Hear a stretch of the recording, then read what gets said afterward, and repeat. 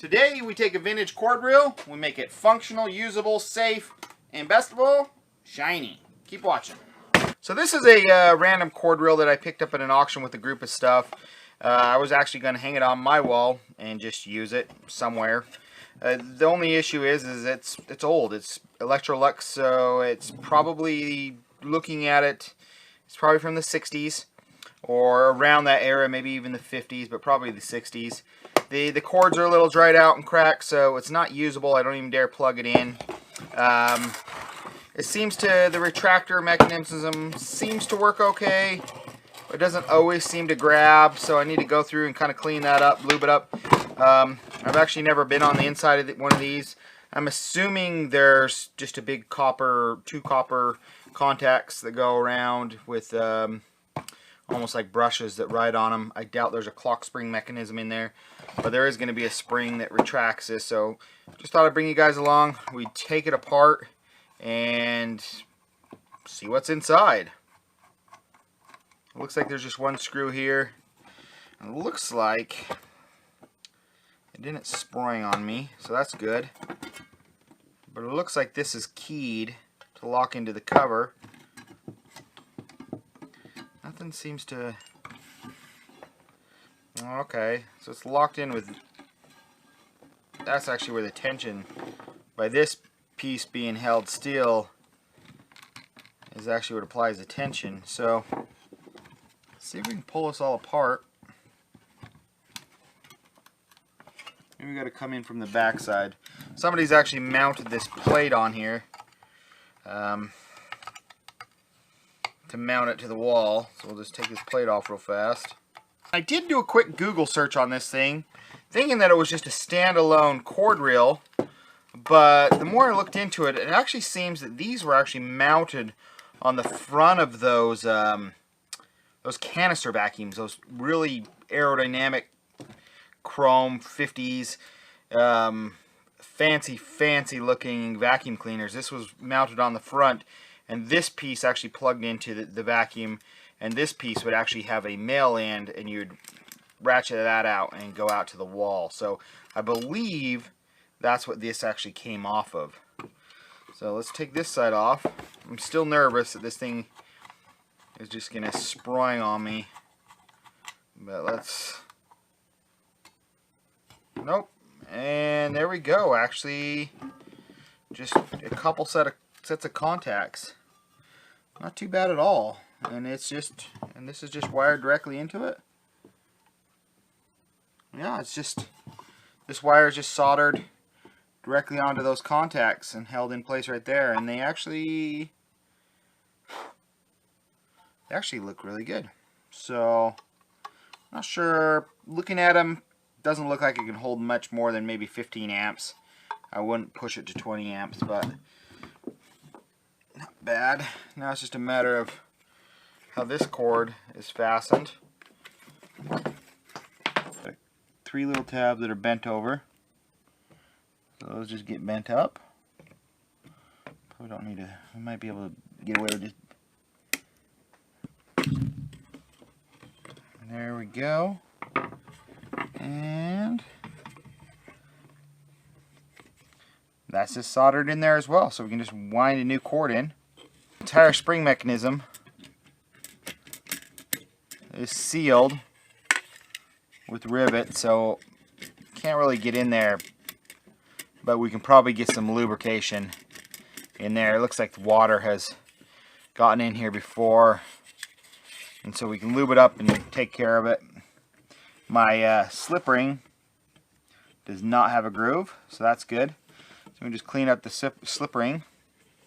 On a closer look, it looks like this is actually chrome. So when I take a look at this stuff, this under there is actually chrome. So I think I'm actually just going to peel this, just paint strip this gray paint off real fast. And it looks like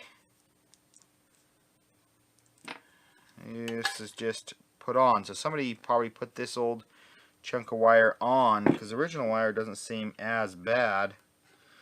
So let's take this all out. Take our little contacts out, and our contacts don't look worn really at all. They actually seem amazingly good condition. I think I'm going to paint strip this stuff just to get this back to chrome, and then I'm going to wind in the length of this new modern wire. See how well, if I can get it to relax. I guess I can. It just seems to kind of want to hold its form more than this stuff does. I don't know. I'm actually using this Loctite chisel paint stripper. This stuff works good for removing paint and also like gaskets and stuff if you're trying to remove some stubborn gaskets.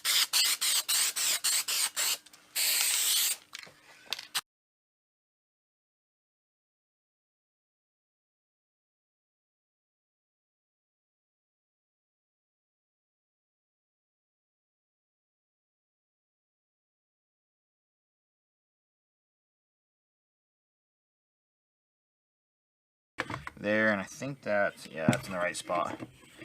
And those are all soldered up. The cord sits in there nice, so we're able just to slide this down in, and then there was the little tabs that bent over, so we just put it in the right spots for those.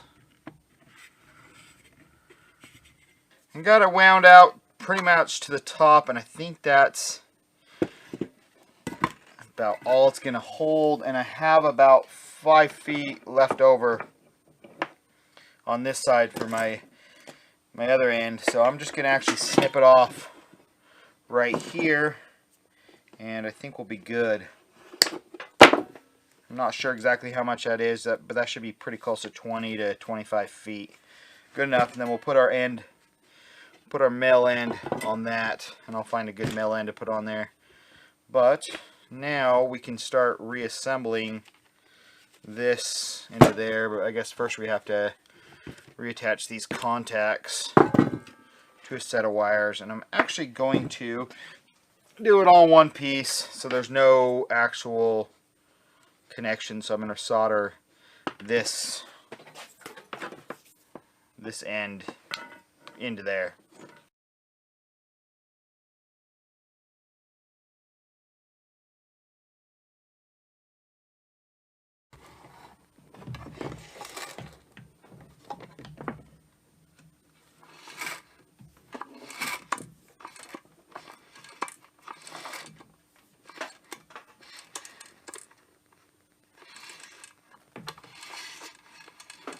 Let's see, this cord's a little stiffer like I thought, so it's not laying in there as easy as the old one.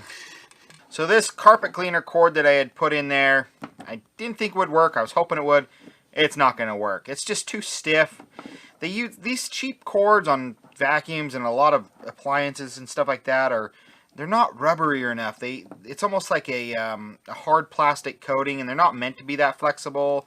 They work for a vacuum cleaner and stuff like that, but nothing else. So I scrapped that, ripped it out, and I was going to be content on putting the old cord back in, but I just couldn't bring myself to do it. So went to Lowe's and then Home Depot, and I actually found what I was looking for. You know, you ask them, you're like, I'm looking for some SJOOW cord, which is the nice, soft, pliable thing you'll find on high-end like power tools. Like if you buy a nice drill or a nice angle grinder or something else like that, they generally have this nicer cord, and that's what this is. So it's super flexible. I mean, you see this versus, let's grab this, versus the other cord. I mean, this cord doesn't even move. This one's still, this is the original stuff, and same stuff. Now my only issue is, so I soldered that one in, is this is all nice and smooth down. So this is all nice and smooth, but this is still rubbery and a little bit sticky. It's just new cord. It'll probably wear in after you use it for a while, but I need to kind of make it so it stops sticking to itself so it slides in better. So I figured baby powder. So take a little bit of baby powder, and you know, the same thing you'd put on an inner tube or something else like that, and we'll just reel it in with some baby powder. Just Try to give a light coating. Oh yeah, that smoothed it up fast.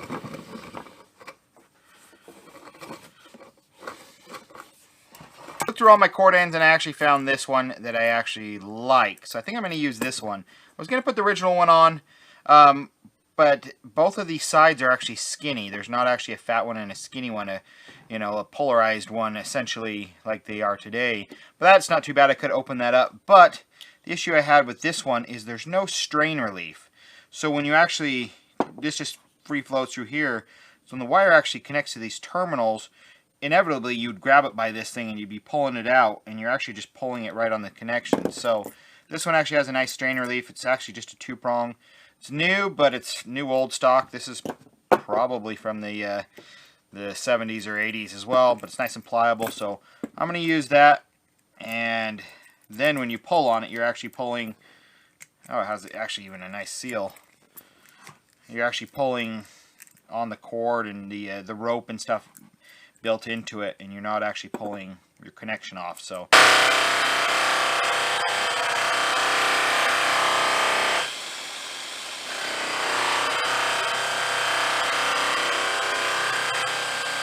it's all back together, and I just took the aluminum plate that the original owner had attached to it, and so you can actually mount to the wall, and I polish that up so it looks just like the chrome. Nice and shiny, beautiful thing. Seems to be functioning just like it should. I left the original stiff cord from the vacuum cleaner because that has a nice fixed end and everything on it, and that should work out just fine for the lead going, because that doesn't ever gets retracted, for the lead going to the wall. So we'll just plug that in. We'll just plug in this 1500 watt heat gun, and you notice this has a cheap cord. Cheap tools have cheap cords, and you notice how that just doesn't lay flat, or if you bought something nice, it's just a nice rubbery cord. So that's a super cheap crappy cord right there. I guess it's nice that it stays coiled. And well, that's low, that's high, has no issues whatsoever, so it works good. So now it's just a matter of finding somewhere that I actually want to mount this. There we go, just a random little project. Thanks for watching, guys. See you around. Bye.